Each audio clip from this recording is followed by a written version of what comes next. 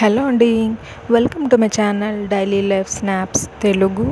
అందరూ ఎలా ఉన్నారండి? నేనైతే చాలా బాగున్నాను. మీరంతా కూడా ఎలా ఉన్నారో కామెంట్ సెక్షన్లో నాతో తప్పక షేర్ చేయండి.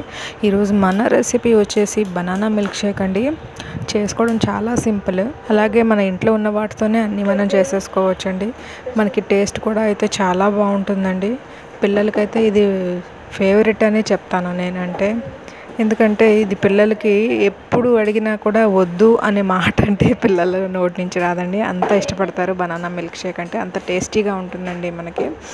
సో దీనికోసము మనము అయితే కొంచెం పండిన అరటిపళ్ళు అయితే తీసుకోవాలండి. పచ్చిగా ఉన్న అరటిపళ్ళు అయితే టేస్ట్ అంత బాగోదు, అందుకనేసి కొంచెం పండిన అరటిపళ్ళు అయితే మనము తీసుకోవాలి. దీనికి ఎంత పండితే మనకి టేస్ట్ అంటే అంత బాగా వస్తుందండి.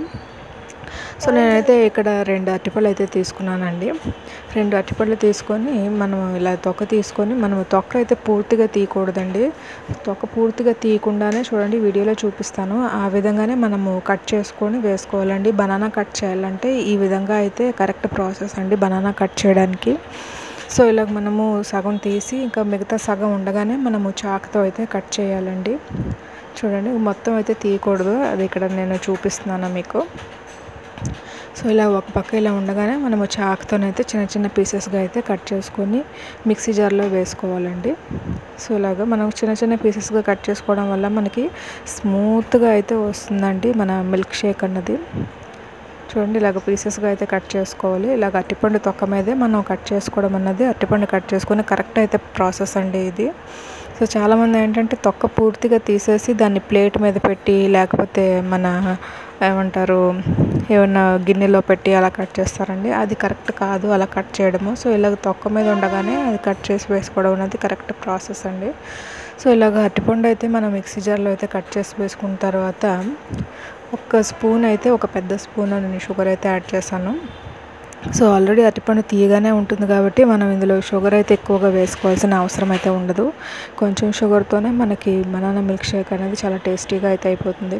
సో తర్వాత నేను ఇక్కడ కాచి చల్లార్చిన పాలు అయితే వేస్తున్నానండి.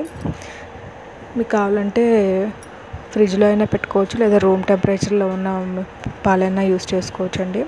సో ఒక గ్లాసు కాచి చల్లార్చిన పాలు అయితే వేసుకొని మిక్సీ అయితే చేసుకోవాలి. మిక్సీ చేసుకుంటేనే మనం ఇందులో కాస్త ఇలాచీ పౌడర్ కూడా వేసుకోవచ్చు. ఇలాచీ ఫ్లేవర్డ్ వస్తుంది. లేదైతే నేను ఇక్కడ ఏమీ యాడ్ చేయలేదండి, ఇలాగే నాకు టేస్ట్ అయితే చాలా నచ్చుతుంది. సో ఇంతేనండి, సింపుల్. ఇంకా మన బనానా మిల్క్ షేక్ అయితే రెడీ అండి.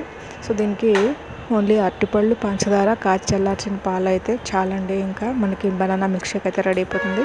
మీకు ఇంకేమైనా ఎసెన్స్ కావాలంటే, ఫ్లేవర్స్ కావాలంటే యాడ్ చేసుకోవచ్చు.